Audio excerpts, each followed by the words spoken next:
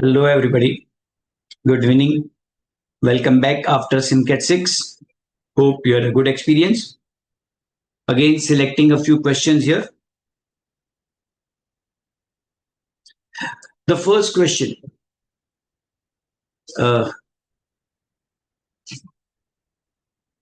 Somebody borrows 64,000 from a bank and the rate of interest is 12.5%. 12.5% is 1 by 8. So the multiplier 1 plus 1 by 8 will become 9 by 8. Remember, the multiplier will become 9 by 8. When we move forward, we'll multiply by 9 by 8. If we want to move backwards, we'll multiply by 8 by 9. This is what we'll do. Now, the total money is repaid in 2 installments, and the first installment can be anything, but the second installment is 10% less. You might wonder why such a 10% less. Believe me, it is for your interest, for your advantage. The second installment is 10% less. So if I take the first installment as 10x, the second installment would become 9x, 10% less, 9x. The first installment of 10x is paid after 1 year, and the second installment of 9x is paid after 2 years. We are borrowing 64,000 at the start. So after 1 year, we are paying 10x. What will be the value of 10x before 1 year?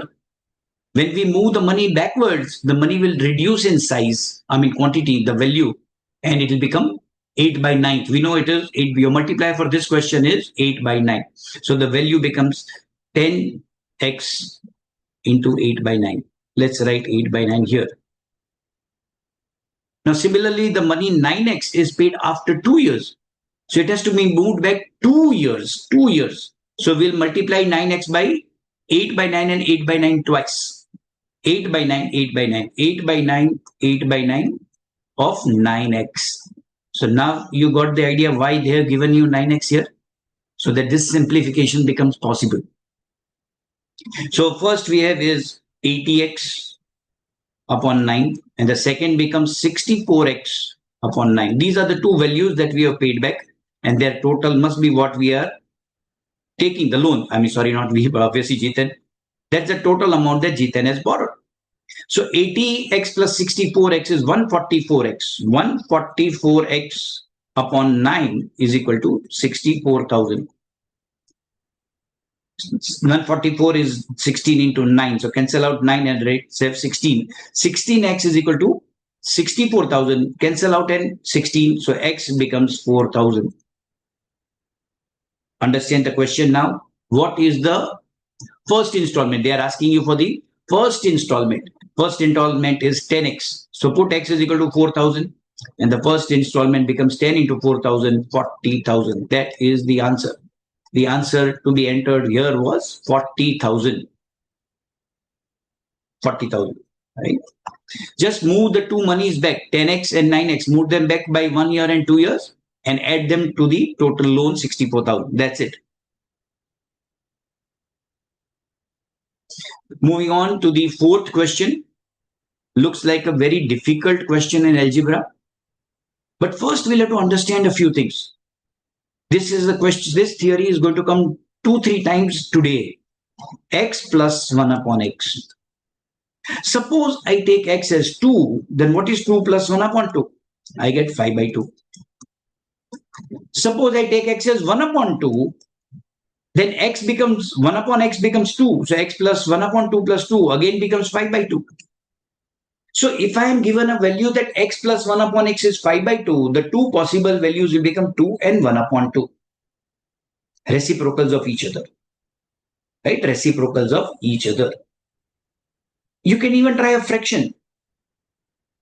If I take x as 2 by 3, if I take x as 2 by 3, 1 upon x will become 3 by 2, and the total becomes 13 upon 6. If I take x as 3 by 2, 1 upon x becomes 2 by 3, and the total will remain the same. That means we can say that whenever x plus 1 upon x is equal to some number, if one of the solutions is 5 by 11, the other solution has to be 11 by 5. The two solutions will be reciprocals of each other. Reciprocals of each other. This is a very important fact for today. So let's understand this question with this background. This is the algebraic. We'll take 5 on the other side. So we'll write log of a to the base 32. And now here we have log of 32 to the base a. So give them an exchange offer. Plus, when you exchange 32 and a, it becomes 1 upon log of a to the base 32. And that is 26 by 5. Okay. What about the second part? Take the 26 on the right hand side. You have another equation, log of b to the base 32 plus 1 upon log of b to the base 32 is also equal to 26 by 5. So it appears as if a and b are now the same value. A and B appear to be the same, but we are told they are two distinct real numbers. Two distinct, they have to be the same. The equation is similar, identical, more like congruent if I use geometry. The two equations are congruent. That means if the solution of one of the equation is used, the other will be the value for the second equation. Now here 26 by 5 can be written as 5 plus 1 upon 5. So if I take from here a as 5, this is also 5 plus 1 upon 5. So if I take a as 5, obviously b cannot be 5, so b has to be 1 upon 5. And if I take a as 1 upon 5, b cannot be taken as 1 upon 5, b will be able to be taken as 5. So one of them is 5 and the other is 1 upon 5. So let's move ahead from here. Let's assume a is 5. So my equation becomes, not a but log a, sorry, it is not a but this part is 5. Right? Log a to the base 32 is 5. So I have log a to the base 32 is 5. And I take then log of b to the base 32 is 1 upon 5. This gives me a is equal to 32 raised to 5. And 32 itself is 2 raised to 5. So this becomes 2 raised to 25. Here I have b is equal to 32 raised to 1 upon 5, which simply is 2. So if I take a as 2 raised to 25, b becomes 2. And if I take a as 2, b becomes 2 raised to 25. Ultimately, we are supposed to add the two values a and b. We want a plus b. So that gives us the correct answer as 2 raised to 25 plus 2. Option B is the right answer. Option B. Just one equation. If we had seen the two similarities between the two equations, we would have to solve just one equation. The other equation will give us the same values. So one of them will be A, the other is B, and we can solve directly.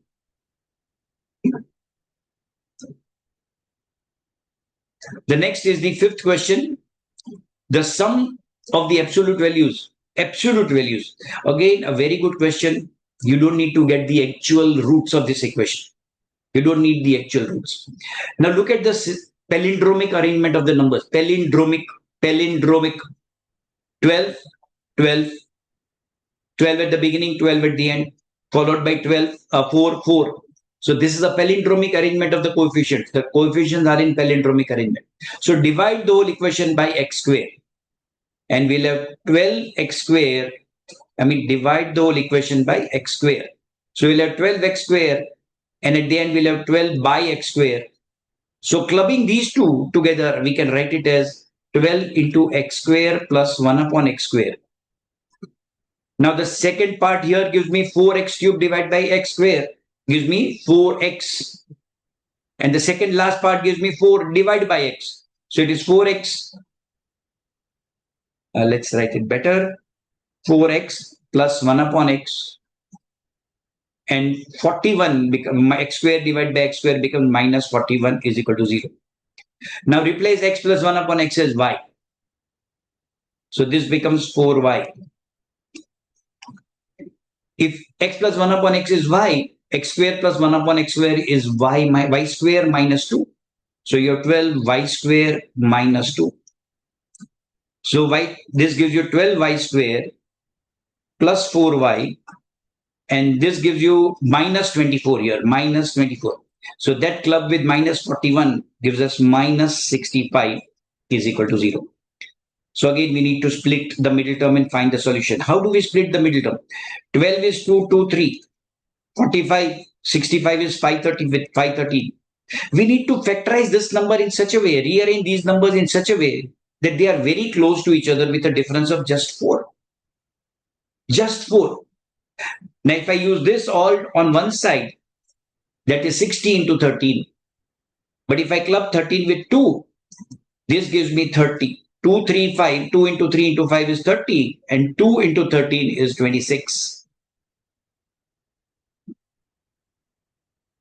So we can split plus 4 as plus 30 minus 26, which gives us minus 30 plus 26 divided by 12 as the possible values of y. Remember, this is the solution for y. But y is x plus 1 upon x. So we have x plus 1 upon x is equal to these. Now let's simplify. 30 upon 12, cancel out a 30 upon 12, we can cancel out a 6. So that becomes minus 5 by 2, or 26 upon 12, you can only cancel out a 2. So that gives us 13 upon 6. Here again, we have a wonderful situation. There is no need to find the actual values of x. We can do that also. We can do that. But there is no need. Remember, these values could have been random otherwise. They could have made a question where these values will give you irrational answers, irrational roots. But understand, what do they want? What does this question want? The question says summation, the summation. So if I take x plus 1 upon x as 5 by 2, if I take x plus 1 upon x as 5 by 2, we already know that 5 by 2, we have already solved one more question just a little earlier. If x you take as 2, the other value becomes 1 upon 2. And again, the addition is bound to be 5 by 2 itself. Of course, here we have a minus sign. I'm only trying to explain that if one of the values is 3 by 11, the other will be 11 by 3, and total will turn out to be this 5 by 2 itself. So we don't need to find, we all need to do is add these two numbers. Now, yes, again, one thing, they don't want you to, the question does not want you to add the two numbers directly. Absolute values of these two. So just ignore the minus sign of minus 5 by 2. Take 5 by 2, minus 5 by 2 as absolute value 5 by 2, and 13 by 6 as 13 by 6. Simply add them. So we can add, multiply and divide by 3. So we have 15 by 6 plus 13 by 6, 28 by 6, cancel out a 2, and you have your answer 14 by 3. 14 by 3 is the answer. A very good way to solve this question.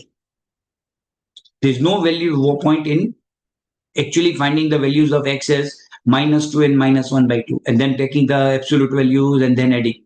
You already have it 5 by 2. Again, this question is the same, x plus 1 upon x. Bring the x from the numerator into the denominator. So the value becomes 1 upon x square plus 2x plus 5 by x, which gives you 1 upon x plus 2 plus 5 by x. Rearrange 1 upon x plus 5 by x plus 2. Now I want to make these two identical. Remember, it was supposed to be x plus 1 upon x. We want these two to be identical. It's something like 2 by 3 plus 3 by 2. They should be reciprocals of each other. So what I will do is I take root 5 common. There is a 5, I take root 5 common. And this becomes x upon root 5 and then root 5 here. So now it is x upon root 5 upon x. Now, if x is positive, this value will have a value 2 to infinity. 2 to infinity. So what result do we have? 1 upon root 5 into 2 to infinity. Let's not worry about infinity. 1 upon root 5 into 2 plus 2 to infinity. So root 5, now is approximately 2.236. Into 2 will give you 4.472. So we'll take that value here. 4.472 plus 2. That gives us 6.472 to infinity. 6.4 till infinity. That means we can keep increasing the denominator from 6.4 to infinity. So one of the values here immediately we have after 6.4 is 7. So 1 upon 7 becomes possible. Obviously, 1 upon 6 is not possible. We can't go backwards. We can go from 6.4 to infinity. So 1 upon 6, 1 upon 7, 1 upon 7.2, 1 upon 8, root of 99, everything is possible. But 1 upon 6 is not possible. So we have our answer here directly. 1 upon 6, not possible. This is the answer. Now we don't need to worry about those two negative values. We don't need to worry because you can't have two multiple answers in the same question. Okay, you want to verify whether those two are possible or not? Let's see, don't worry. Now, if x is negative, the value will be minus 2 to minus infinity. So, minus of 4.472 to infinity. Minus of this to minus infinity. If I add 2, this gives me minus 2.472 to minus infinity. So I can have 6 also and minus 6 also, and I can have minus 7 also in the denominator.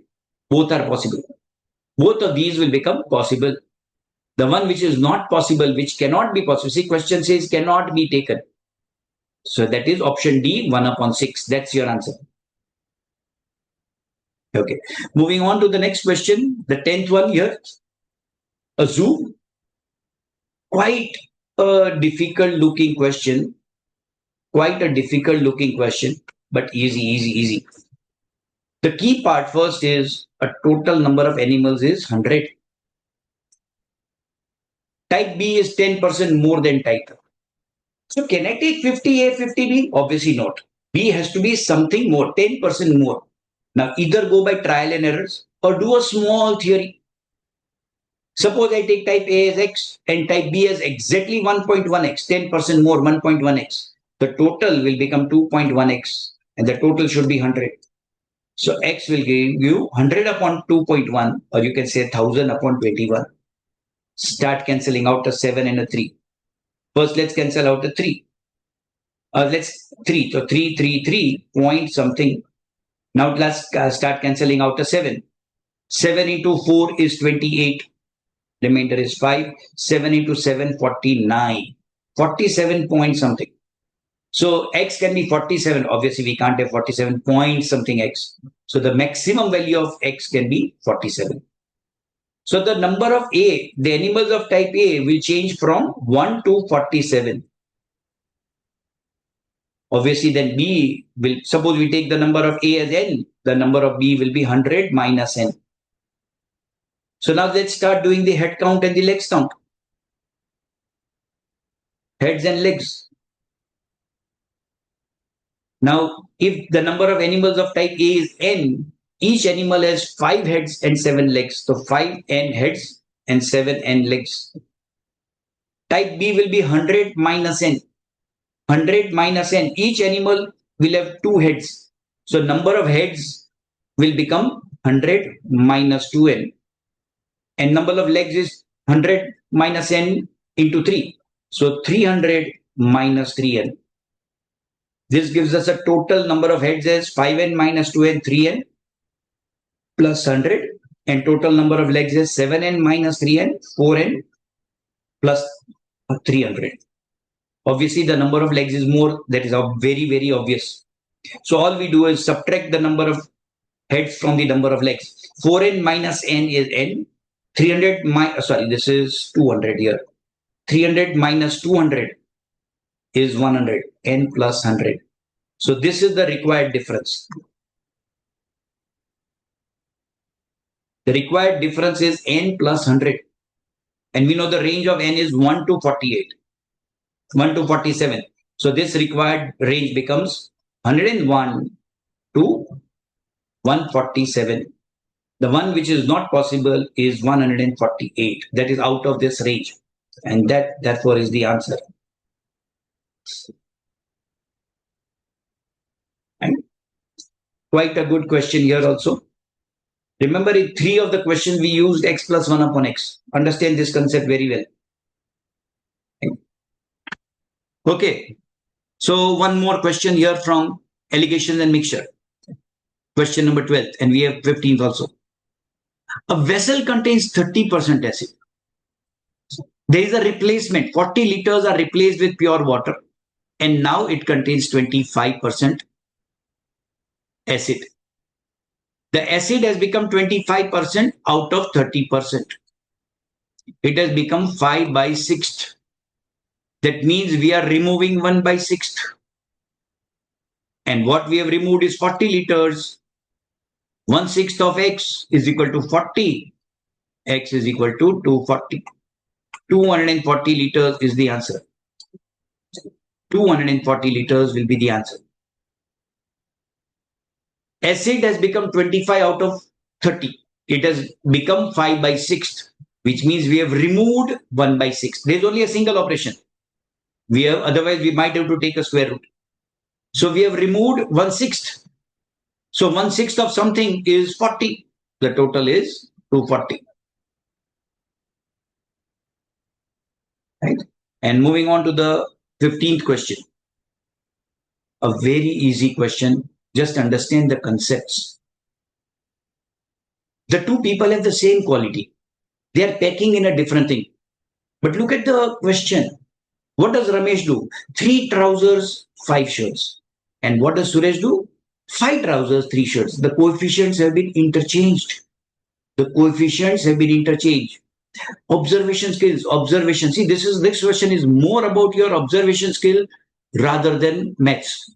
It's more about your personality, your observation skills. So let's quickly make an equation.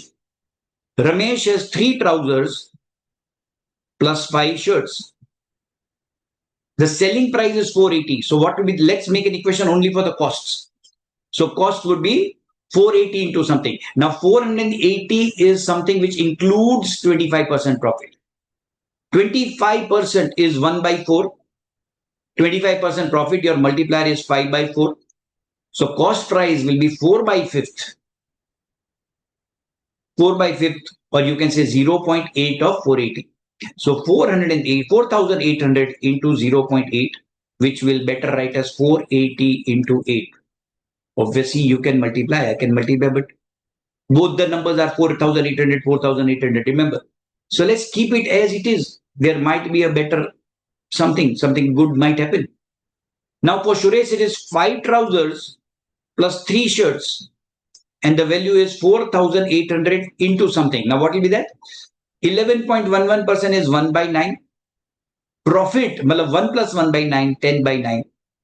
So this into 9 by 10, which gives us 480 into 9. And all you have to do is subtract the top equation, the first equation from the second equation. Subtract, minus, minus, minus. So you have 5 trousers minus 3 trousers, 2 trousers minus 2 shirts. And remember, T and S are the cost prices of the trousers and the shirt. We have made an equation for the cost prices. We are writing T for trousers, but it is not trouser. It is the cost of the trousers. And that gives you what? 480 into 9 minus 480 into 8. Mast ho gaya? 480 directly. So 2T minus 280 is 480. T minus S. The difference of the costs of the two items is 240 rupees. That's your answer. 240 rupees. Option D is your answer. Sometimes keep the numbers as it is. Observation. I observed that 4,800, 2 places. Let's keep it as it is. Maybe there'll be some advantage. And you should have known this concept when the coefficients have been interchanged. When you define the difference between the two equations, you can directly find T minus S, the cost of a trouser minus cost of a shirt. You should have known such things. We can even add the two equations. Then we'll get the combined cost of the trousers and the shirt directly without, see, there's no need. We can actually solve these two equations to find the exact cost of the trouser, the exact cost of the shirt. We can do it. But we can even avoid it. We can get an answer, required answer directly. If the question had asked what is the combined cost of the trouser and the shirt, we would have added those two equations. We would have added the two equations. That would give us 8 shirts plus 8 trousers. We would have cancelled out an 8 and done something better. Right? So in such questions, observation skills becomes more important. Observation skills, right? Okay, so this is the end for SIMCAT 6. right? Work hard and stay safe.